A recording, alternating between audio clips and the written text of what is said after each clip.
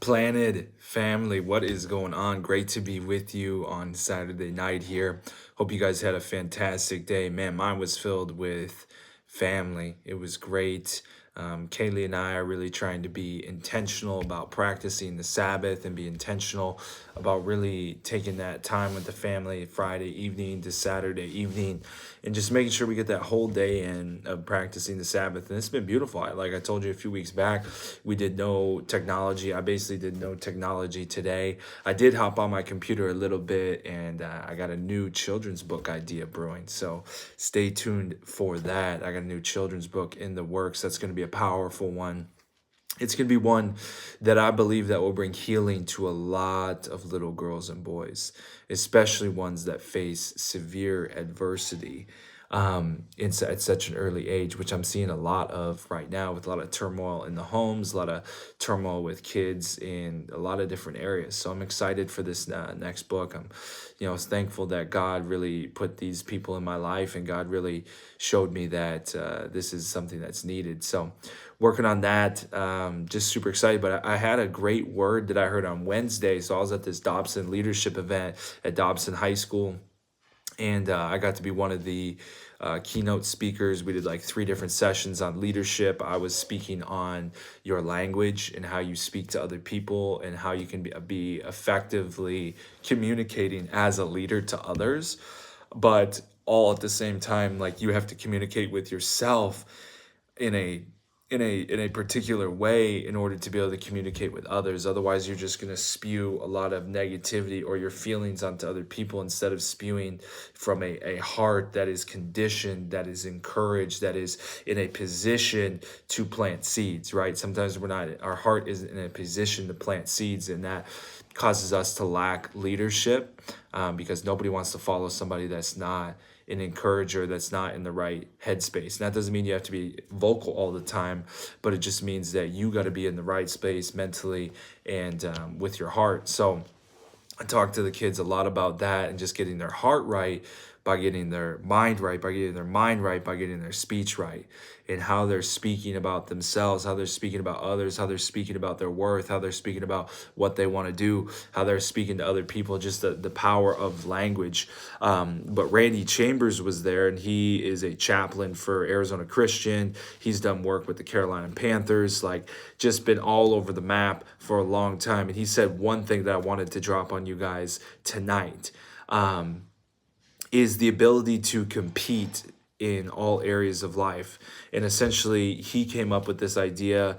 There was a lot of tragedy and a lot of crazy events that happened to him. He ended up going back to school at kind of like an older age, and school was never really his thing, but he knew it was important for him to finish and to get his degree.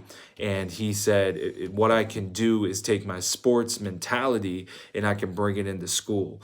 A's are wins, B's are losses. A's are wins, B's are losses. So throughout his 4 years at college, finishing his degree, he was 36-2.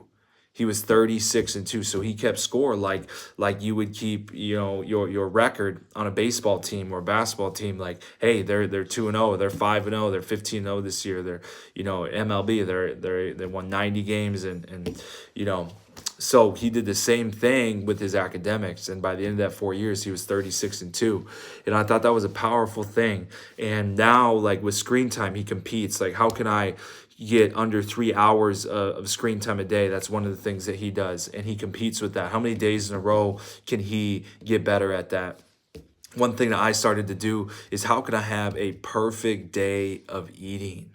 Right? Sometimes my biggest Achilles heel, I work out, I eat very healthy. We eat very healthy in this house, a lot of organic food. We stay away from processed oils. We stay away from, seed oils, canola oil. We stay away from packaged things as much as we can. My wife is actually a lot better at that than I am, which is amazing. She keeps me on a great path. But one thing that I started competing with after I heard that message was, how many days in a row can I be perfect?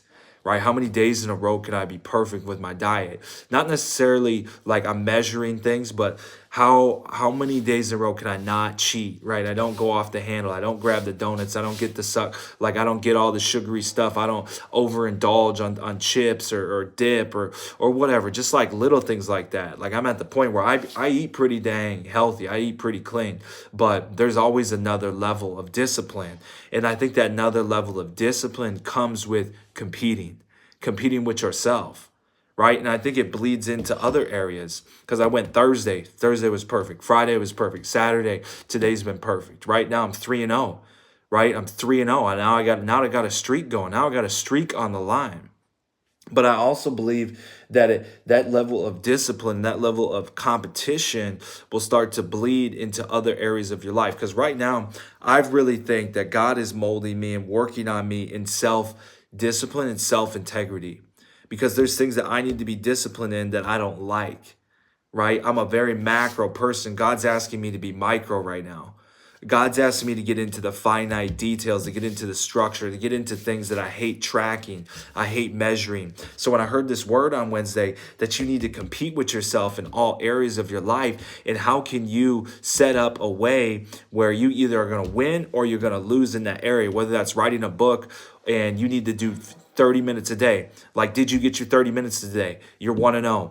Right? Or you go 15-5, right? 15 days he did, 5 days he didn't. And you just keep track and you compete with yourself, because now you have that mental imagery that, like, I'm either going to win today or lose today. Or with your screen time, competing with that. Or with compliments to your wife, or with compliments to your children, or with praying with your family. Like, did you pray with your family 2 times today? Yep, I competed. I did the thing that I needed to get done. Now I can continue that streak. And you just keep those habits and disciplines going.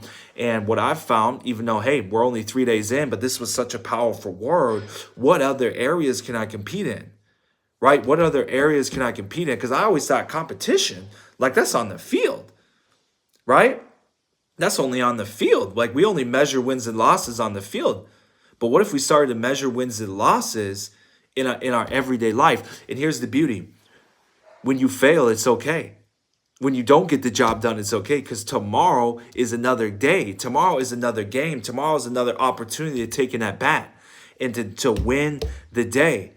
But where in your life do you need to start holding yourself more accountable, because it's too relaxed?